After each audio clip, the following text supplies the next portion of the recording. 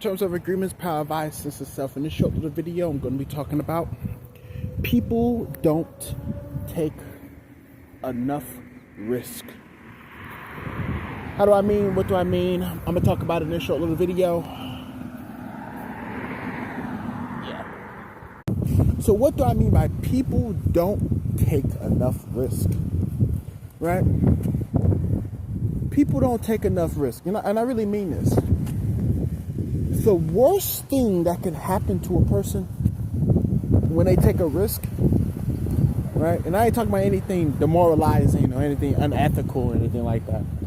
So you can put your dicks away, right? But whenever a person, okay, so the worst thing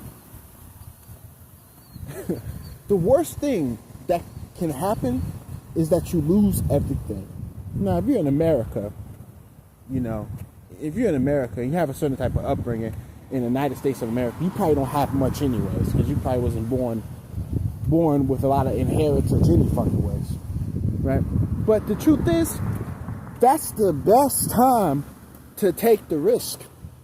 Like, if you're born, you know, in poverty, like in, you know, like you have to use link and you know, like what's it called, those houses, those welfare homes and shit or whatever. And you've been on welfare, you get like free school lunches and shit because you got welfare and shit. I'm gonna be honest with you, that's the best time to take the most amount of risk. You know, what happens is when you take a risk and you're from a circumstance like that, you're not risking anything because you're already poor.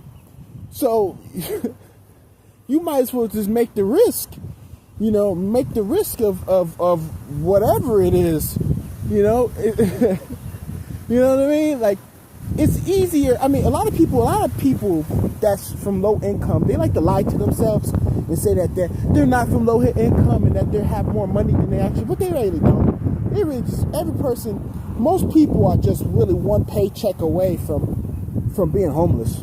Realistically, I mean, if you look at a person that's renting a home, if you're renting a home at any time, first of all, that's not your home, you're renting it. The landlord can easily be like, I don't want to have you for the rest of these months, whatever, so on and so forth, and then they can just drop you out of the home. So realistically, if you don't have your own property, you're pretty much homeless anyways, right? And that's just the truth. So I don't know why people don't take risk.